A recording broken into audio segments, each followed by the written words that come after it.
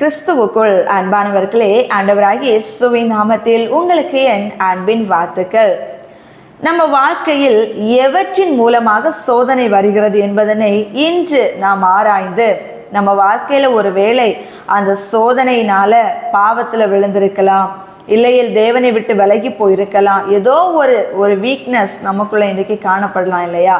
அதை இன்றைக்கு கண்டறிந்து நம்ம மறுபடியும் தேவனுக்குள் நம்மை ஒப்பு கொடுத்து ஒரு புது சிருஷ்டியாக மாற்றப்படுவதற்கு இன்றைக்கு நாம் பிரயாசப்படுவோம். அன்புக்குரியவர்களை, கடைசி வரையிலும் பாருங்கள், உங்கள் வாழ்க்கையில பிரயோஜனமா இருக்கும் என்று கர்த்தருக்குள் விசுவாசிக்கிறேன். இன்னைக்கு அநேகர் சொல்லுகிற வார்த்தையை கேள்விப்படுகிறேன். ஆண்டவர் எங்களை மட்டும் ஏன் சோதிக்கிறாரு? எனக்குமே சோதனையாவே இருக்கே, ஏனப்பா எங்களை சோதிக்கிறீங்கன்னு ஆண்டவரை நோக்கி கேட்பாங்க. ஏன் சோதனை, ஏன் சோதனை அப்படின்னு சொல்லிட்டு இல்லையா? ஆனா வேதம் அதுக்கு ஒரு பதில் கொடுக்கிறது. என்ன தெரியுமா? யாக்கோபின் புஸ்தகம் 1ஆம் அதிகாரம் 12, 13, 14 வசனங்களை நம்ம தியானிச்சோம்னா அங்கே வசனம் என்ன தெரியுமா சொல்லுகிறது?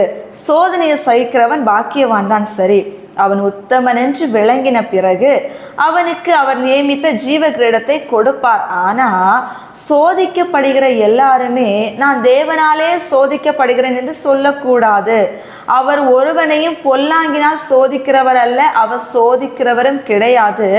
அவனவன் தன் சுய இச்சைகளினாலே இழுக்கப்பட்டு சிக்குண்டு இன்றைக்கு சோதிக்கப்படுகிறான் என்பதாக அந்த வேதத்திலே பார்க்கின்றோம். எனவே அன்புக்குரியவர்களே, முதல் 3 காரியங்கள் இன்றைக்கு பாவம் என்கின்ற ஒரு சோதனைக்குள் விழுந்து விடுவதற்கு காரணமாக இருக்கிறது. முதலாவது பார்த்தோம்னா நம்ம சுய இச்சை. அன்புக்குரியவர்களே, சுய இச்சைகளினாலே இழுக்கப்பட்டு அநேகர் இன்றைக்கு சோதிக்கப்படுறதுக்கு மாறுறாங்க. நம்ம கண் தான் இன்றைக்கு பெரிய பிரச்சனை அநேகருக்கு இல்லையா? கண் தான் சரீரத்தினே விளக்காக இருக்கிறது இல்லையா? இந்த கண்ணுனால தேவையில்லாததை பார்த்ததோடு விட்டு விடாம தன் வாழ்க்கையில அதனை உள்ள கொண்டு போய் அதை அனுபவிக்கணும்னு ஆசைப்பட்டு அந்த மனுஷன் கூட பழக்கத்தை ஏற்படுத்தி அந்த தேவையில்லாத ட்ரிங்க்ஸுக்கு அடிக்ட் ஆகி தேவையில்லாத வீடியோஸை பார்த்து தேவையில்லாத இச்சைகளுக்கு அதுக்குள்ள நீங்க மயங்கி போய் உங்க வழிகளை ஒப்பு கொடுத்து அந்த வார்த்தைகள்ல விழுந்து போய் இன்றைக்கு இச்சையினாலே இழுக்கப்பட்டு வாதிக்கப்பட்டு உள்ளே சிக்கப்பட்டு வெளியே வர முடியாத சிறையிருப்புக்குள்ளே மாட்டி இன்றைக்கு சோதனையினால ஒவ்வொரு நாளும் குடைஞ்சு வாழ்க்கையே இன்றைக்கு கண்ணீரின் பாதையில இருக்கிறவங்க எத்தனை பேர் தெரியுமா? ஆண்டவராகிய இயேசு கிறிஸ்து எல்லாரையுமே சோதனைக்கு உட்படுத்துகிறவர் கிடையாது, அவர் பரிசோதிக்கிறவர். சரி, நான் ஒத்துக்கொள்ளுவேன். தெரியுமா, பரிசோதனைனா என்ன? ஒரு டெஸ்ட், ஒரு ட்ரையல். நம்ம எந்த நிலைமையில இருக்கிறோம்னு சொல்லிட்டு கண்டறிந்து நம்ம இன்னும் நல்வழியிலே உயர்த்துவதற்கு காரணமான ஒன்று. உங்களுக்கு புரியும்படி சொல்லணும்னா, ஒரு ஸ்கூல்ல, ஒரு காலேஜ்ல ஒரு ஸ்டூடெண்ட்ஸுக்கு என்ன வைக்கிறாங்க? எக்ஸாம் வைக்கிறாங்க, டெஸ்ட் வைக்கிறாங்க. எதுக்கு? அவங்கள மதிப்பீடு செய்கிறதுக்கு.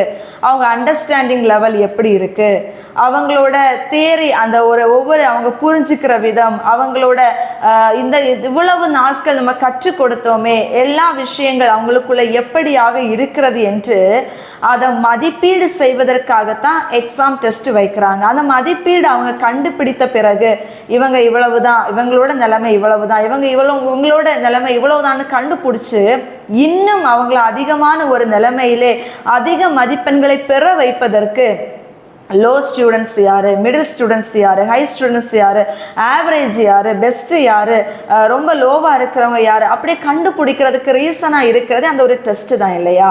அப்போ அதன் மூலமாக பரிசோதனை பண்ணி அவங்க நிலைமையை கண்டறிந்து ஒரு பிள்ளைக்கு லோ ஸ்டூடெண்ட்னா அதுக்கு இன்னும் நம்ம எவ்வளோ இம்பார்ட்டன்ஸ் கொடுக்கணும், அவங்களுக்கு எப்பேற்பட்ட நிலைமையில கற்றுக் கொடுக்கணும், எல்லாவற்றையுமே கண்டறிந்து அது உதவி செய்து அவர்களை அடுத்த நிலைமையிலே கொண்டு போவதற்கு அது காரணமாக இருக்கிறது போல ஆண்டவராகிய இயேசு கிறிஸ்துவும் நம்ம எதற்காக அவர் பரிசோதனை பண்றார் தெரியுமா?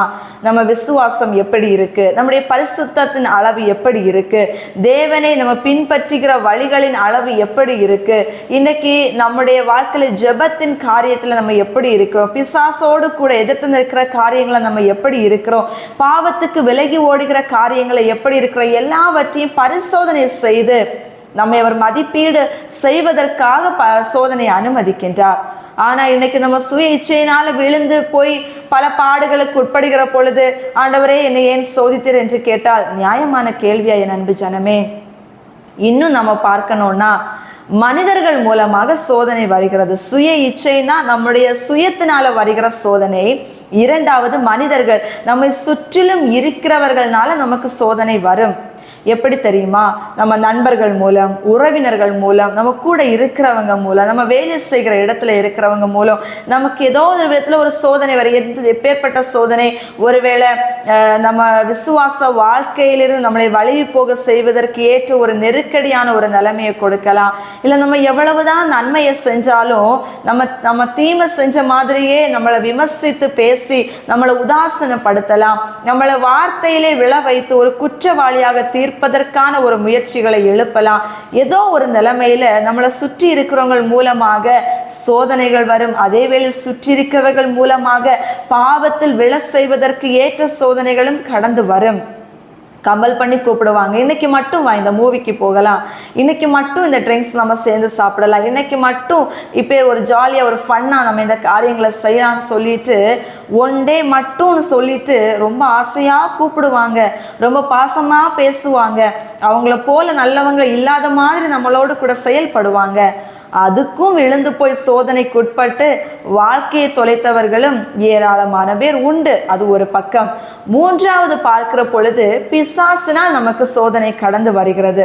இப்போ ஆதாமுடைய மனைவியாகிய ஏவாளை அவன் பாம்பின் ரூபத்தில் கடந்து சென்று அங்கே இச்சையை வெளிப்படுத்தி பாவத்துல விழ வச்சான் இல்லையா? அப்பேர் ஒரு சோதனை. பேதுருவை சோதிச்சான், மறுதளிக்க வச்சான். ஆண்டவராகிய இயேசு கிறிஸ்துவை சோதித்து பார்த்தான். இன்னும் அநேக விதத்திலே தாவீதையா இருக்கலாம், ஒவ்வொருவரையுமே பாவத்தில் விழ வைக்க அவனும் ஒரு பக்கம் சோதனையை உருவாக்கி கொண்டிருக்கிறான். எனவே எல்லா சோதனைக்கும் பிசாசு தான் காரணம்னு சொல்ல முடியாது. மனிதர்கள் மூலமா வரும், நம்முடைய சுயத்து இச்சையின் மூலமாக வரும், பிசாசுனாலையும் வரும். ஆனா இது 3 நாள் நமக்கு சோதனை வந்தாலுமே நம்ம இடம் கொடுத்தாதான் அதுவும் நடக்கணும்னு சொல்றத தேவன் நமக்கு முன் வைக்கின்றார். ஒரு பாவத்துல விழுந்த உடனே நம்ம யார் மேலேயும் பழி போட முடியாது. அப்பா பிசாசு தான் அதுக்கு காரணம், அந்த மனுஷன் தான் இதுக்கு காரணம்னு பழி சொல்லி தப்பிக்கலாம், அதுக்கு வாய்ப்பே இல்லை. சூழ்நிலையை காரணம் காட்டி நம்ம தப்பித்து கொள்ள முடியாது. தேவன் கேட்பவும் அறிவு எங்க போச்சு? நான் உனக்கு என்ன சொல்லி கொடுத்தேன்? நீ பாவம் செய்கிற எவனுமே அந்த பாவத்துக்கு அடிமையா இருக்கிறான் இல்லையா? நீ தேவனுக்கு கீழ்ப்படைந்திருந்து பிசாசுக்கு எதிர்த்து நில்லு, அப்பொழுது அவன் உன்னை விட்டு விலகி ஓடுவான்னு சொல்லி உனக்கு நான் கற்றுக் கொடுத்திருந்தும் நீ எதிர்த்து நிக்கல. உன்கிட்ட ஏவின உடனே அதை செஞ்சு, அப்ப நீ இடம் கொடுத்ததுனாலே தானே அவனுக்கு இப்பேற்பட்ட காரியங்களை செய்தான்னு சொல்லிட்டு ஆண்டவர் நம்ம கிட்ட தான் அந்த காரியத்தை நியாயம் தீர்ப்பாரே தவிர பிசாசு கிட்ட போய் நின்று அவர் நியாயம் தீர்க்க மாட்டார். நம்ம இடம் கொடுத்து நமக்கு எல்லாவற்றையும் கற்றுக் கொடுத்திருக்கிறார். எப்படி நம்முடைய ஆத்மாவை பாதுகாக்கணும், எப்படி இச்சை அடக்கத்தோடு வாழணும், எப்படி மனிதர்களுடைய வார்த்தை எதிராக எழும்பினாலும் தேவனுக்குள்ளாக நம்ம செயல்படணும், எல்லாமே நமக்கு வேதத்துல போதிக்கப்பட்டிருக்கிறது இல்லையா? அப்போ எதையுமே காரணம் காட்டி விழுந்து விட முடியாது, தப்பித்து கொள்ள முடியாது. ஆகையினால் இதன் மூலமாக எல்லா சோதனை நமக்கு வரும். சுய இச்சை, மனிதர்கள், பிசாசின் மூலமாக என்ன வந்தாலுமே அன்பு ஜனமே, பாவத்திற்கு இடம் கொடாதுங்க. ஒருவேளை நீங்க விழுந்திருக்கலாம். இந்த நிலைமைகள் மூலம் இன்னைக்கு ஒப்பு கொடுங்க. ஆண்டவராக இயேசு கிறிஸ்துவினிடம் அதை வெளிப்படையாக மனமுகந்து ஒப்பு கொடுத்து, இந்த சோதனையில விழுந்துட்டான்ப்பா, என்னை தூக்கி எடுத்துருங்க, எனக்கு எழும்புவதற்கு பலனை தாருங்க, இனிமேல் இப்பேற்பட்ட காரியங்களுக்கு என்னை ஒப்பு கொடாமல் இருக்க உங்க ஒத்தாசு எனக்கு தாருங்கன்னு சொல்லிட்டு தேவனை நோக்கி நாம் இன்றைக்கு மண்டியிட்டு நம்மை ஒப்பு கொடுப்போம். நிச்சயமாகவே அவர் நமக்கு உதவி செய்வார். ஜெபிப்போமா? அல்மி நல்ல இயேசு சுவாமி, நீங்க சோதிக்கப்பட்டவர்களுக்கும் அப்ப உபத்திரவப்படுகின்றவர்களுக்கும் உதவி செய்வதற்கு போதுமானவர். எனக்கு ஏதோ ஒரு நிலைமையிலே பிள்ளைகள் விழுந்து விட்டார்கள் அப்பா. தங்கள் சுய இச்சையினாலேயா இருக்கலாம், மனிதர்களினாலேயா இருக்கலாம், பிசாசினாலேயா இருக்கலாம், ஏதோ ஒரு நிலைமையில விழுந்துட்டாங்க. இல்லைன்னா உங்க பரிசோதனைக்கு அவங்க நிலைநிற்க முடியாம அதுல கூட ஒருவேளை விழுந்து போயிருக்கலாம்.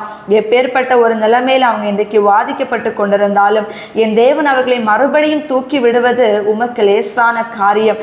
பலன் உள்ளவனுக்காகிலும் பலனற்றவனுக்காகிலும் உதவி செய்வது உமக்கு லேசான காரியம். ஆகையினால் இன்றைக்கு மனம் உகந்து அதனை உம்மிடம் ஒப்பு கொடுத்து கேட்கிற ஒவ்வொரு பிள்ளைகளுக்கும் நீர் உதவி செய்து தம் பிள்ளைகளை தூக்கி நிலைநிறுத்த வேண்டும் என்று சொல்லி உம் கரங்களுக்குள்ளே நான் அவர்களை ஒப்பு கொடுக்கிறேன். நீரே பெரிய காரியங்களை செய்யுங்க. இயேசு கிறிஸ்துவின் நாமத்தினால் ஜெபிக்கிறோம் நல்ல பிதாவே, ஆமென். God bless you.